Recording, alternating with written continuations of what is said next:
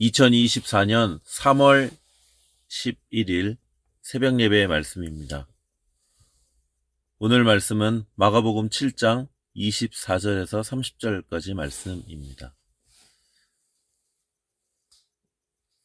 예수님께서 게네사렛 곧 갈릴리를 떠나 두로 지방의 한 집으로 들어가셨는데 아무도 모르게 조용히 들어가시려고 했으나 이미 예수님이 이곳에 오셨다는 소문이 나면서 숨길 수가 없었다고 합니다.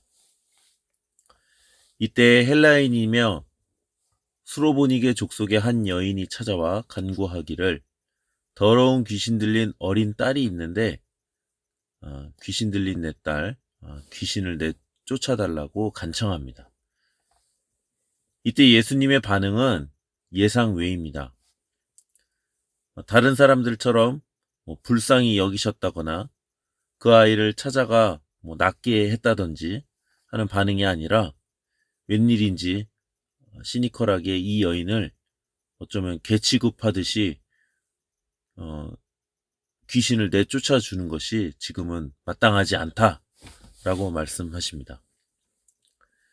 이때 당시를 좀 연상해 보자면 예수님에 대한 소문이 널리 퍼져 있어 어디에 가시더라도 알아보고 사람들이 몰려오는 그런 인기가 높아졌던 그런 때이기도 합니다. 보통 우리들 같은 경우에는 인성에 문제가 크게 없다면 인기가 높아져서 사람들이 알아보고 찾아오고 그러한 경우라면 대부분 피곤하고 힘들더라도 일단 어느 정도의 예의를 갖추어서 응대하는 것이 보통이지 않을까 싶습니다. 물론 제가 인기가 높아본 적이 없어 봐서 잘 모를 수도 있겠지만 말이죠. 그런데 예상과 달리 예수님의 반응은 굉장히 싸늘했습니다. 다른 사람도 아니고 예수님이신데 기대하고 찾아왔던 또한 그 예수님이신데 그 반응이 전혀 예상한 것과 다른 것입니다. 어쩌면 누군가로부터 거절당하거나 싸늘한 반응을 당했을 때 우리는 어떻게 행동하게 됩니까? 창피하고 민망하고 화도 나고 어쨌든 좋지 않은 반응이었을 것입니다. 우리가 나름 간절히 기도했는데 예수님만 의지한다고 했는데도 상황이 나아질 기미가 보이지 않았다면 어떤 반응을 보이게 될까요? 그럼에도 불구하고 여인의 반응은 우리가 예수님에 대해 어떻게 반응해야 하는지를 교과서적으로 삼아야 할 만큼 아주 좋은 반응이었다고 성경은 기록하고 있는 것입니다. 예수님의 말씀이 옳습니다마는 상 아래의 개들도 아이들이 먹던 부스러기를 먹지 않습니까? 나에게 부스러기일지라도 그 은혜를 조금이라도 주시지 않겠습니까? 라고 간청하였습니다. 예수님께서 말씀하시기를 이 말을 하였으니 돌아가라. 귀신이 내 딸에게서 나갔느니라 였습니다. 이 말을 하였으니 돌아가라. 이 말을 하기를 어쩌면 기다리셨다라는 듯한 분위기로 느껴지기도 합니다. 우리도 예수님 앞에 이 말을 하였으니 라는 답을 들어야 하는 것 아니겠습니까? 예수님께서 원하시는 그 말을 해야 하는 것입니다.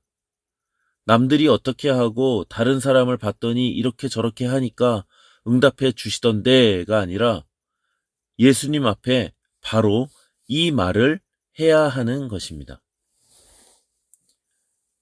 이 여자와의 이야기는 예루살렘으로부터 내려온 서기관과 장로들의 전통 논쟁 후에 나오고 있습니다. 태어날 때부터 하나님을 알았고 말씀을 들었던 이들은 자기들의 전통을 가지고 예수님과 논쟁을 벌였으나 애초에 하나님을 알지 못하였고 우상 숭배가 가득한 세상 속에서 살고 있는 이방 여인은 예수님 앞에 엎드려 은혜를 구하고 또 구하였던 모습과 매우 대조적으로 대비되고 있습니다. 성경은 항상 우리에게 이것인지 저것인지 어떤 것을 선택할 것인지에 대해 도전하고 있습니다. 에서의 모습을 택할 것인지, 야곱의 믿음인지, 이삭의 믿음인지, 이스마엘의 모습으로 살아갈 것인지에 대해 어떤 것을 선택할 것인지에 대해 요구하고 있는 것입니다. 또 제자로 살아가면서 사도의 모습으로 살아갈 것인지, 무리로 남을 것인지에 대해서 우리는 복음서를 통해서 계속 그 질문을 받고 있는 것이죠. 사실 머리로는 이방 여인의 믿음을 본받아야 함을 잘 알고 있습니다. 그러나 조금 더 살펴보면 우리가 버리고 선택해야 할 것들이 있음을 보게 됩니다. 사람을 의식하면 수로보니게 여인과 같은 반응을 할 수 없게 됩니다. 낯선 남자들이 있는 곳에서, 남자들로 둘러싸여 있는 이곳에서 개 취급을 받았을 때 여자 혼자 감당하기는 상당히 어려웠을 것입니다. 그럼에도 불구하고 사람을 의식하지 않고 예수님 앞에 다시 한번 더 엎드리고 은혜를 구할 수 있었던 것은 예수님에 대한 진정성 있는 믿음, 간절한 믿음이었을 것입니다. 귀신 들린 내 딸을 구할 수 있는 이는 오직 예수님밖에 없다고 하는 간절한 믿음, 진정성 있는 믿음이었을 것입니다. 내 문제를 풀어주실 분은, 내 문제를 해결해 주실 분은 오직 예수님밖에 없다라고 하는 그 믿음, 그 믿음이 우리에게 필요하다고 할 수 있겠습니다. 최근 들어 더 많은 성도님들께서 밤에 예배당에 와서 부르짖어 기도하는 모습을 볼 수 있습니다. 왜? 무엇 때문에 하루 일과를 마치고 피곤한 몸을 이끌고 예배당에 와서 기도하게 될까요? 나의 문제를 해결해 주실 분이 오직 예수님밖에 없다고 하는 간절함, 진정한 믿음이기에 힘들고 피곤해도 예배당으로 걸음을 옮겨 기도하는 것이 아닐까요? 아마 조금이라도 여지가 있고 상황에 있어 절박하지 않다면 그렇게 지속적으로 기도하기는 쉽지 않을 것입니다. 예수님께서는 지금 우리에게 원하시는 것은 미지근함이 아닌 뜨거운 믿음이요, 영과 진리로 드려지는 예배와 기도일 것입니다. 우리의 몸을 쳐서라도 어떤 기회비용을 치르더라도 뜨거운 믿음을 회복하여 영과 진리로 예배함을 놓치지 않는 것일 것입니다. 하루하루를 그냥 흘려보내는 것이 아니라 이전보다 더 다부지고 밀도를 높여 더욱더 말씀으로 채워가며 말씀 따라 순종함으로 열매 맺고 제일 좋은 곳으로 주시겠다고 약속하신 성령 받아 온전한 주의 종으로 갖춰져 갈 수 있기를 바랍니다. 기도하겠습니다. 하나님 아버지 감사합니다. 참으로 오래 참으시고 오래 참으심으로 구원의 말씀 안에 있게 하시니 감사합니다. 값없이 주시는 생명수를 주시겠다 약속하시며 오라 오라 말씀하시는 주의 음성을 듣고 이제라도 반응하여 예수 앞에 엎드리고 엎드림으로 구원받고 성령 충만함으로 열매 맺고 사람 얻는 주의 종들 될 수 있게 하옵소서.